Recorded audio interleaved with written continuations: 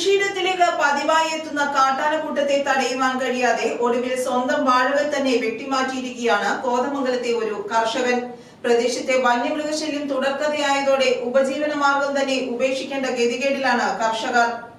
കോട്ടപ്പടി കൂവകണ്ടം സ്വദേശി മാവറ മനോജാണ് വാഴ തിന്നാനെത്തുന്ന കാട്ടാനക്കൂട്ടം കൊക്കോ കൃഷി നശിപ്പിക്കുന്നത് തടയാൻ തന്റെ 200ഓളം വാഴകൾ വെട്ടിമാറ്റിയത്.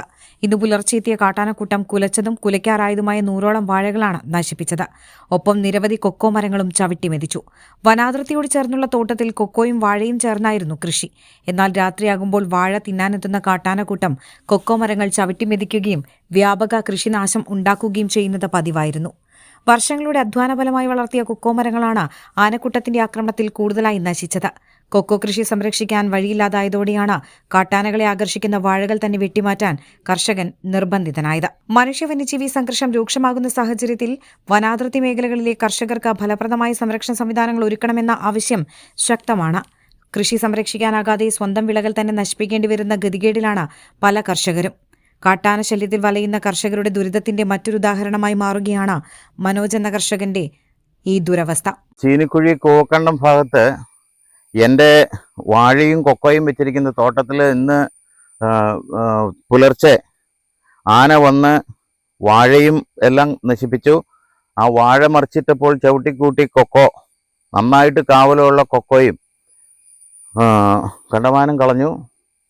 ഇപ്പോൾ അതിനെ രക്ഷിക്കാൻ വേണ്ടി, കൊക്കോയെ രക്ഷിക്കാൻ വേണ്ടിയിട്ട് ഈ വാഴ കംപ്ലീറ്റ് ഞാൻ വെട്ടിക്കളയാണ്. കൊലച്ചതും കൊലയ്ക്കാറായതും വലുതും എല്ലാം വെട്ടി നശിപ്പിച്ച് ക്ലിയർ ചെയ്യാൻ പോവാണ്. എനിക്ക് കൊക്കോ രക്ഷിക്കണം. അതിനുവേണ്ടി ഇവിടെയെല്ലാം ജനവാസ മേഖലയാണ്. അടുത്ത എല്ലാം നിറയെ വീടുകളുള്ള ജനവാസ മേഖല. ആളുകൾക്ക് ഇവിടെ കിടന്നുറങ്ങാൻ വരെ പേടിക്കേണ്ട അവസ്ഥയാണ്. ഇത് വർഷങ്ങളായി, ഏകദേശം 3 വർഷത്തോളമായി ഇടയ്ക്കിടയ്ക്ക് ആന വന്ന് ഇങ്ങനെ ആക്രമണം നടത്തുന്നത്. വനം വകുപ്പിനോട് പറഞ്ഞിട്ടും യാതൊരു കാര്യവുമില്ല. ഞങ്ങൾക്ക് ആകെ ഒരു അരക്ഷിതാവസ്ഥയാണ് ഞങ്ങൾക്ക് തോന്നുന്നത്. ഞങ്ങളുടെ സ്വന്തം ഫെൻസിങ് ഇതിനകത്തിട്ടുണ്ട്. അടുത്ത പറമ്പിലെ മരങ്ങൾ മറിച്ച് ചാടിച്ച് ഫെൻസിങ് കളഞ്ഞതിന് ശേഷമാണ് ഇതിനകത്തേക്ക് ആന കിടക്കുന്നത്. ഇവിടെ വനമേഖലയിൽ വേലി കെട്ടാനായിട്ടുള്ള സംവിധാനങ്ങളെല്ലാമായിട്ട് ഇതുവരെ അത് പൂർത്തീകരിച്ചിട്ടില്ല. അത് പൂർത്തീകരിക്കുകയാണെങ്കിൽ ഞങ്ങളെപ്പോലെയുള്ള കൃഷിക്കാർക്ക് ഇത് കൃഷി രക്ഷപ്പെടുത്തിയെടുക്കാൻ സാധിക്കും.